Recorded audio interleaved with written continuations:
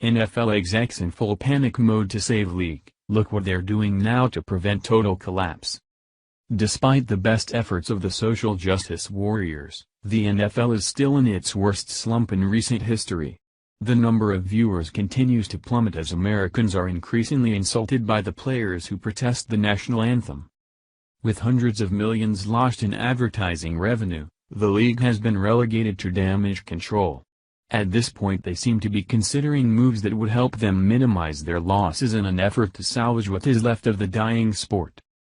According to Breitbart News, networks are in talks to cut a sports staple, Thursday Night Football.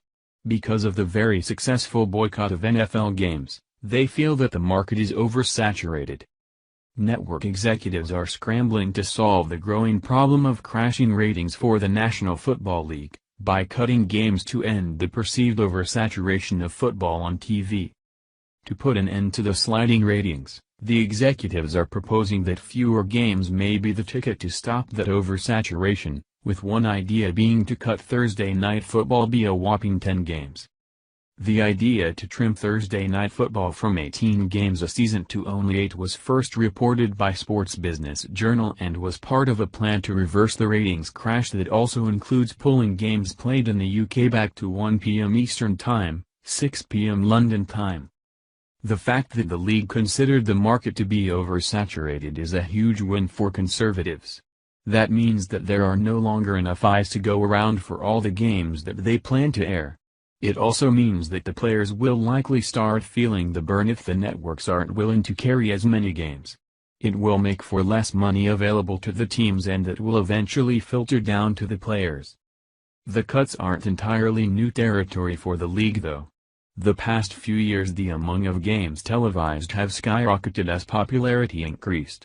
Recently, the sharp decline is setting them back years. 10 years ago, the NFL had 32-game windows through Week 6, SBJ reported. This year, it is up to 39, a 22% increase. It's even more crowded in college, where the 2007 windows to this point added up to 105. This year, it's at 179, up a whopping 71%.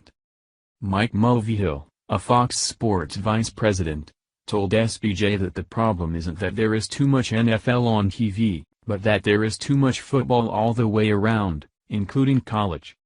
The rise in football availability is pretty dramatic, Mulvihill said.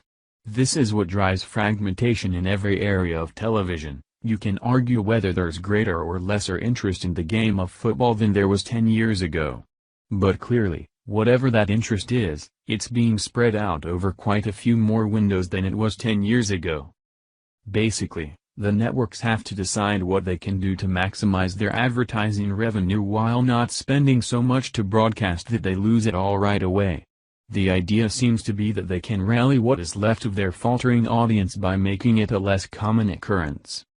For his part, Mark Lazarus, chairman of NBC Broadcasting and Sports, worried that there is football fatigue by every Sunday of the week and noted that the biggest ratings fall is among viewers aged 18 to 34 years.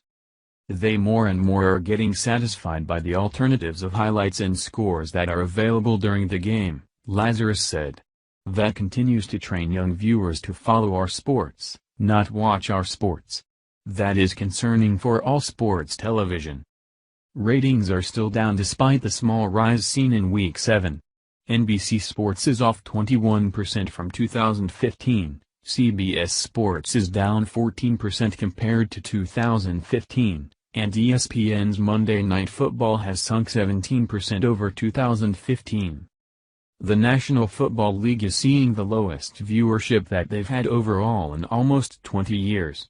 Some reports say that the numbers are equivalent to what the viewing was in 1998. As you can imagine, that's made for some serious soul-searching among NFL executives, as well as the team owners.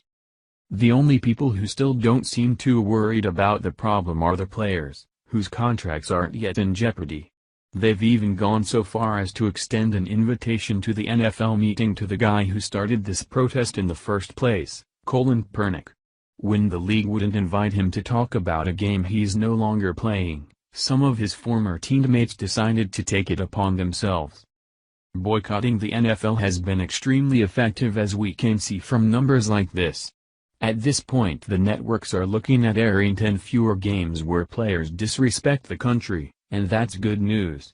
The bad news is that these ungrateful players seem to have taken one too many blows to the head because they're not backing down yet.